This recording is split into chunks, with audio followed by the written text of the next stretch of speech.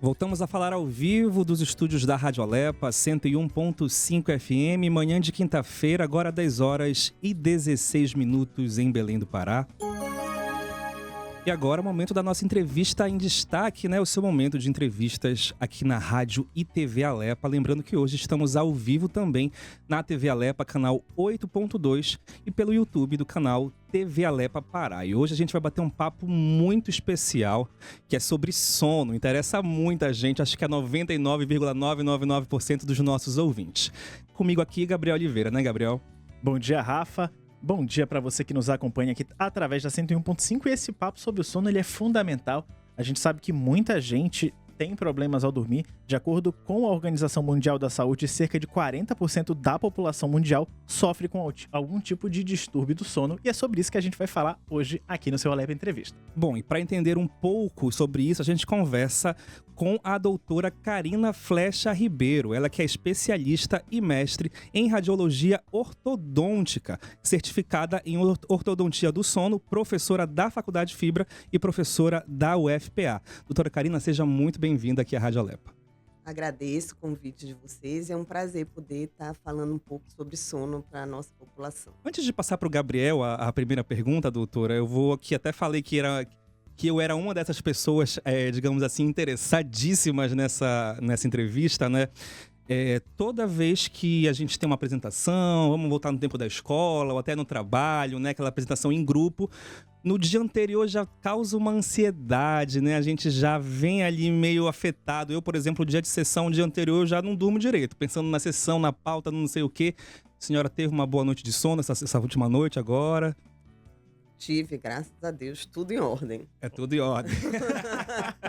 Eu tento sempre fazer a minha higiene do sono para poder ter essa boa noite de sono. E hoje a gente quer aprender muito sobre isso, né, Gabriel? Exatamente. Bora lá, Rafa. Então é o seguinte, doutora Karina, bom dia novamente. É um prazer recebê-la assim, aqui com a gente na 101.5. E bom, a maioria das pessoas associa os distúrbios do sono, como a apneia, o ronco, a apenas a medicina tradicional. Mas eu queria saber como a ortodontia do sono atua especificamente no tratamento desses tipos de problemas, dentre outros. Na verdade, não é a ortodontia, é a odontologia do sono, né? Porque minha primeira especialidade é a ortodontia e elas acabam estando bem integradas. Mas o dentista, ele é certificado para tratar a apneia do sono, né? E para que a gente conheça sobre a apneia, a gente precisa conhecer sobre todos os distúrbios do sono. Existem tratamentos, a maioria dos tratamentos são feitos em grupos, né? Por médicos, dentistas, fisioterapeutas, né? É um tratamento multidisciplinar e o dentista faz parte dessa equipe.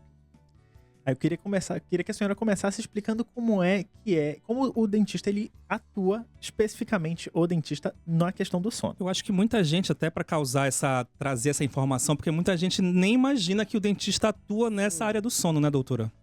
Vamos lá, desde a infância, né?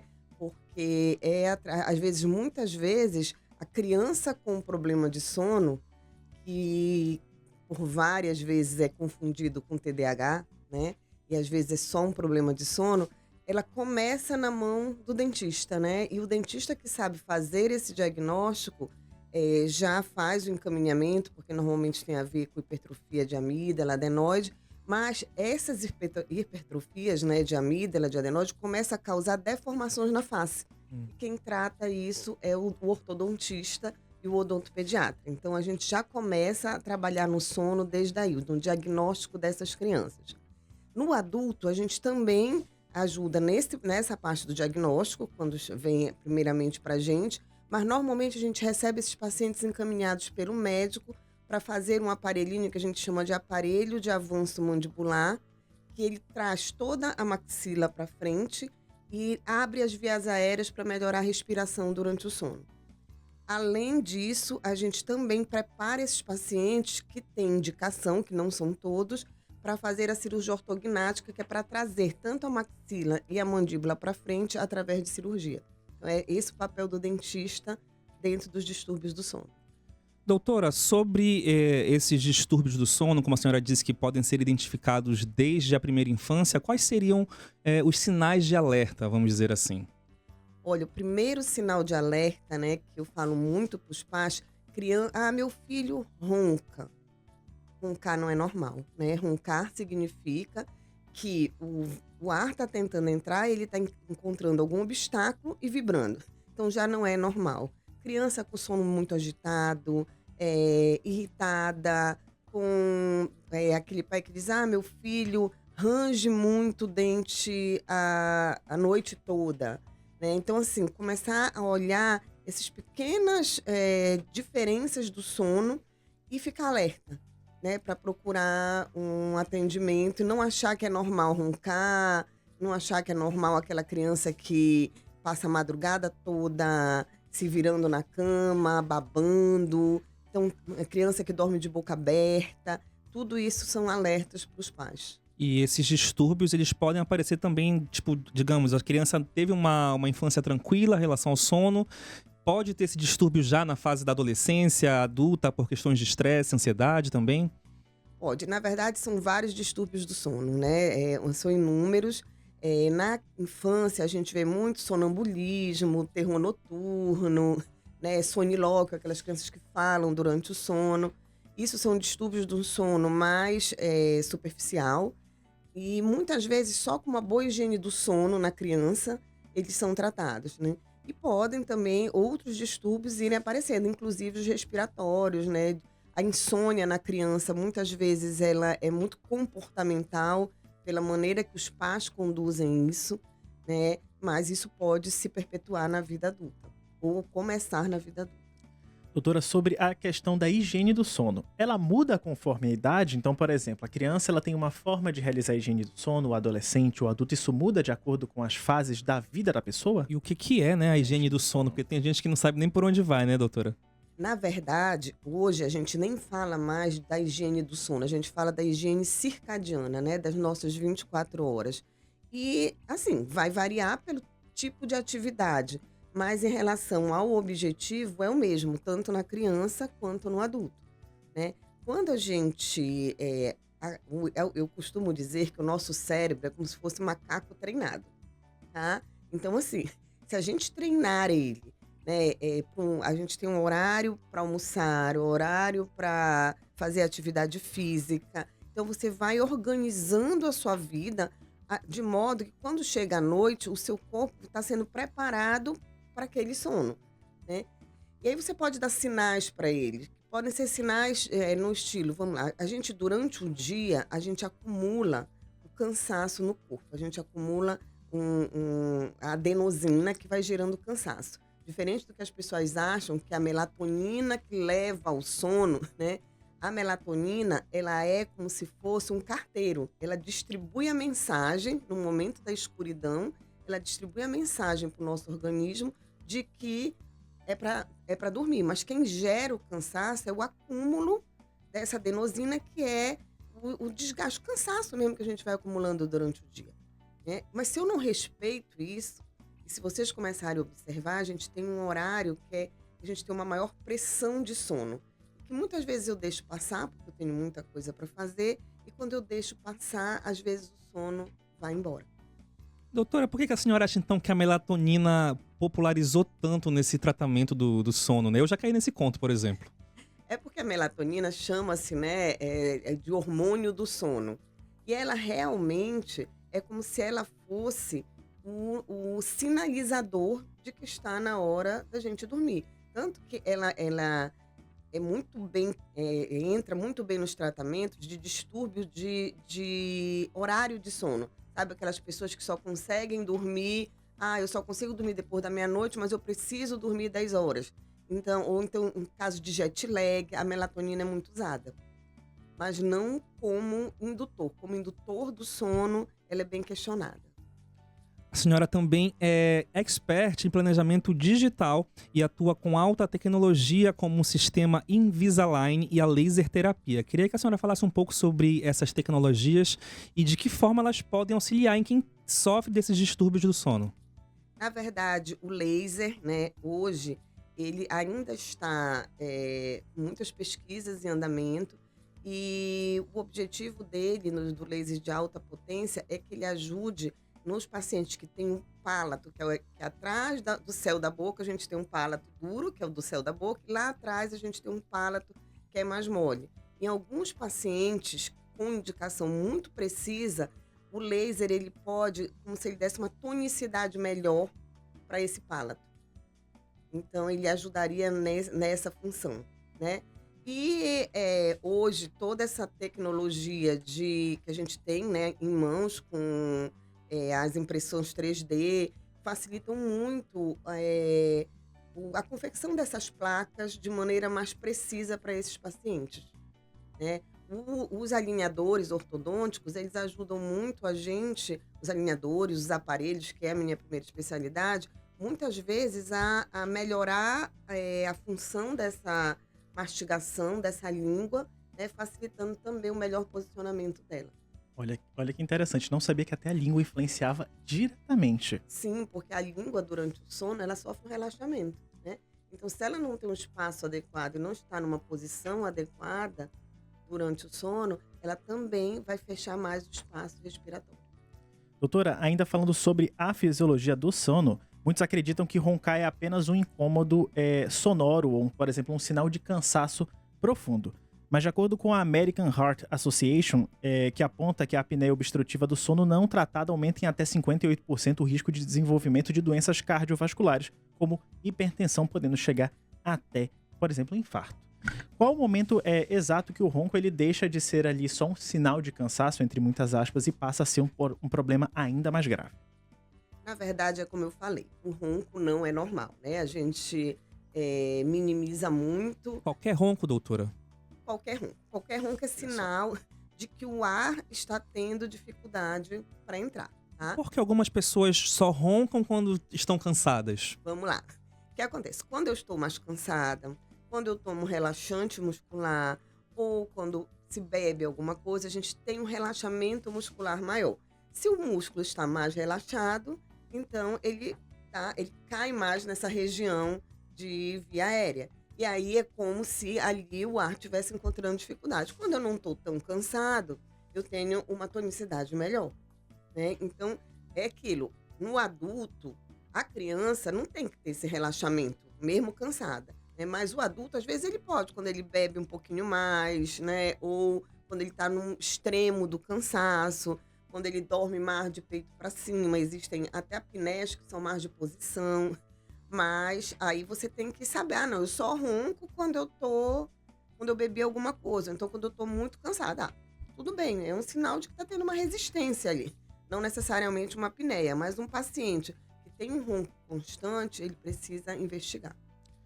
Doutora, um assunto que é polêmico e que acomete a todos nós é o uso das telas, né? Das várias telas, do celular, da TV, do notebook. Recentemente, um estudo publicado pela Harvard Medical School demonstrou que a exposição de luz azul dos smartphones reduz a produção de melatonina.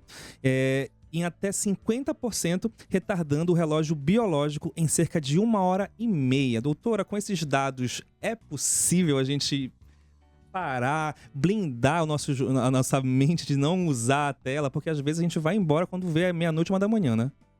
Exatamente. Qual é a recomendação, né, da Academia Brasileira de Sono e também mundial? É que a gente largue as telas de 1 a 2 horas antes do sono.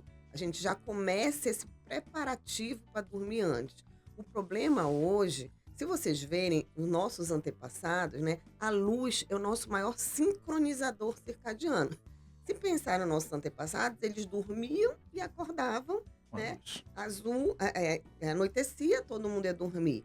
A luz, o sol, né, se colocava, a gente acordava. Só que hoje não, desde a invenção da luz, isso já começou a mudar. E com as telas, pior ainda, né? Então, tanto a luz branca quanto a luz azul, elas bloqueiam a produção de melatonina, né? Que é bem aqui, ela entra pelo olho no núcleo supraquiasmático. Então, o que acontece? Se eu bloqueio, eu não produzo, eu não mando a mensagem para o organismo de que ele tá na hora de dormir. E eu preciso tirar esse estímulo em torno de 1h30, 2 horas, até porque não é mais só o estímulo da luz, né?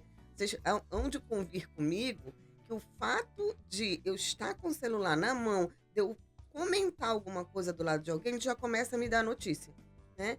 E aí uma notícia puxa outra notícia, que puxa uma outra curiosidade, que puxa outra fofoca, Sim. e aí a gente não sai do celular.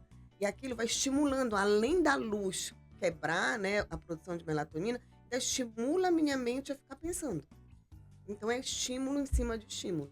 Por isso que ele vem e atrapalha o sono. A gente tem alguma dica aí, doutora, que a gente pode dar para as pessoas se treinarem para pelo menos diminuir esse uso, ou conseguir parar meia hora, uma hora antes de dormir? Olha, o que a gente fala é que cada um tinha que procurar o seu ritual do sono, né? E a gente não faz muito isso com nossas crianças. Sim. Tipo assim, às 7 horas, os meninos já sabem que eles vão jantar, depois eles vão tomar banho, ler um livrinho, quer dizer, faz um ritual para aquela criança ir para a cama. A gente precisa fazer o nosso ritual de sono. Então, assim, eu chego em casa correndo, preciso resolver. Ok, mas eu preciso, é o que eu falo muito para meus pacientes, a gente precisa se priorizar. Com certeza. O que acontece? Essa privação de sono, ela tem consequências muito nefastas na nossa vida, né? Bem recentemente, a medicina do sono é uma medicina recente, mas bem recentemente foi descoberto o sistema glinfágico, que é um sistema de limpeza do cérebro. Então, que ajuda a gente a remover aquelas proteínas tipo beta-amiloide, que é responsável pelo Alzheimer, pelas demências, né? Pessoas que encurtam esse sono, que não dormem bem, não têm a limpeza correta. Então, tem muito mais riscos de terem demências. Com certeza.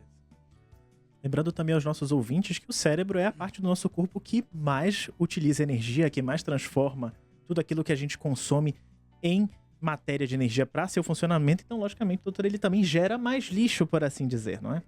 E durante o sono, gente, a gente tem tantas funções que são extremamente importantes, como produção de hormônios, tá? A gente fala, eu vou para academia, não sei o quê, mas eu não consigo emagrecer. É durante o sono profundo, que a gente produz a leptina e a grelina, que são hormônios da fome, a grelina, e a leptina da saciedade. Então, se eu não durmo bem, eu desequilibro eu tenho mais fome. E não é fome de salada nem de fruta. Sim. É fome de besteira, né? Durante o sono também, o sono profundo, é que a gente produz toda a nossa restauração imunológica. Então, pessoas dormem mal, vão tomar vacina, não criam os anticorpos necessários. Olha, dado interessante esse. Entendeu? Quando dorme mal no dia anterior e no dia seguinte. Por isso que a gente não deve vacinar quando está doente, porque o sono está alterado, né? Então, pessoas que dormem mal, elas acabam adoecendo mais. Hormônio do crescimento, que na criança ajuda a crescer, nos adultos ajuda a ganhar músculo. Se você não dorme, você não produz. Não dorme o suficiente. Testosterona no homem. A mulher também, mas o homem precisa mais da testosterona. Se ele não dorme bem, ele tem uma baixa de testosterona, uma baixa de libido. Memória, sono REM. Se a gente não tem um bom sono, a gente não consegue, né? Aquela galerinha que diz assim, eu passo a madrugada estudando para fazer a prova. Vai fazer a prova e vai esquecer. Sim. Doutora, até sobre essa questão também que a gente estava falando sobre as telas, né, da pessoa ter que parar um pouquinho antes para ter uma qualidade de sono, queria que a senhora falasse sobre esses mitos, tipo de se é de fato um mito, por exemplo, de não pode tomar café um pouquinho mais tarde porque vai perder o sono, ou a questão de quem malha e faz uma suplementação, toma um pré-treino, uma reposição hormonal, se isso é mito, se isso influencia na qualidade do sono ou não. Influencia. Vamos lá. Como é que acontece? Tudo que tem cafeína e estimulante, tá, vai atrapalhar no sono. A cafeína, ela demora, em média, tem pessoas que, lógico, acabam metabolizando mais rápido, em torno de 6 a 8 horas para sair do nosso organismo. Lembra da adenosina que eu falei para vocês lá no início, que ela vai gerando cansaço? Ela compete com os receptores da adenosina. Então, ela se liga a esse receptor, não deixando que esse cansaço venha. Por isso que as pessoas dizem, preciso de um café porque eu tô com sono. Tá? Só que isso demora para sair do nosso organismo. E quem tem que se ligar para trazer o sono, não se liga, né? Porque a cafeína tá lá e ela demora. Então, tudo que é estimulante, esses pré-treinos todos têm estimulantes. Então, todos eles vão gerar atraso nesse início do sono. Me veio uma dúvida agora pessoal. Minha mãe, ela diz que ela não pode tomar Coca-Cola depois das 7 horas porque acaba com o sono dela. Doutor, algumas pessoas da minha família também têm o mesmo problema. Isso é de fato ou é só uma impressão? Tem a cafeína na Coca-Cola, né? Uma certa ela é estimulante, Olha Ela só. acaba sendo. O chocolate tem, né? Olha só. Estimulante. O chocolate, quanto mais puro, mais ele dificulta. Olha só, doutora, um outro dado, dessa vez da revista científica Lancet, mostra que uma única noite de privação de sono, com menos de 5 horas, reduz a capacidade de retenção de memória e foco em até 40% no dia seguinte. Um impacto comparável ao nível de embriaguez legal em termos e reflexos. Então, pensando até na segurança do trabalho, como a ortodontia do sono e os dispositivos intraorais podem auxiliar os trabalhadores. Na verdade, os dispositivos intraorais, eles ajudam no tratamento da apneia do sono, né? Então, pacientes que têm apneia do sono vão se favorecer quando bem indicado dos aparelhos intraorais. O padrão ouro do tratamento da apneia ainda é o CPAP, né? Que é aquela bombinha de ar sendo ejetada para dentro para manter a via aérea aberta. Em relação ao tempo de sono, depois de 16 horas, o nosso cérebro já começa a falhar. Tá? Então, a gente já começa a ter lapsos. Muitas pessoas ignoram isso, achando que, tipo assim, a gente aprende, a viver... não, eu durmo pouco e eu funciono bem, eu não tenho sonolência. Na verdade, não acontece. Tá? Se eu botar você para fazer aqueles testes de atenção, vai falhar. Porque 1% da nossa população precisa de menos de 6 horas de sono por noite. A maioria é 7, 8 horas de sono. O que acontece? Essa mutação é uma mutação genética de quem precisa menos. Então, é muito raro. Tá? A gente precisa dormir para recuperar esse cérebro. Sono de quantidade e qualidade. E até sobre isso, doutora, a senhora há pouco citou a questão do sono REM. Eu queria que a senhora trouxesse uma explicação para os nossos ouvintes, até porque existem casos em que a pessoa tem problemas com sono REM, né? Com os estágios do sono, acaba pulando ali, vamos dizer assim, um estágio do sono e tendo um sono leve. Não tem aquele sono pesado que é o sono que restaura, né? O sono, ele é dividido em fases, né? Então, a gente chama de sono não REM, que é o N1, N2 e N3, e o sono REM. Eu costumo explicar que do sono do N1 ao N3 é como se fosse um aprofundamento do sono. A gente vai relaxando, tudo vai funcionando de maneira mais lenta, né? Por isso que a gente não acorda tanto para ir no banheiro à noite, não é normal. Aquela pessoa que diz, eu levanto para ir no banheiro 3 vezes por noite. Tem alguma coisa acordando ela vai no banheiro, porque a bexiga aguenta, o rim funciona de maneira mais lenta, né? Dificilmente alguém tem dor de barriga à noite, porque o sistema todo tá mais lentificado, tá? Então, e o REM era um sono que antigamente ele era chamado de paradoxal, porque é um sono que parte dele, o nosso cérebro, se você for ver as ondas cerebrais, ela tá como se ela tivesse acordado, é o momento que a gente sonha. Qual é a grande diferença do sonho, ou do REM, para quando a gente está acordado? É que nessa fase que a gente sonha, a gente tem atonia muscular, é como se nosso drive da musculatura tivesse desligado. Tá? E o que acontece? Pessoas que não têm essa atonia, elas executam o sonho. Isso é uma doença, assim, bem marcante, porque ela é precursora das doenças demenciais. Olha só, tá aí. Eu particularmente, doutora, sou uma pessoa que não me recordo dos meus sonhos nunca. Pra mim, há muitos anos, eu não sonho. Eu deito...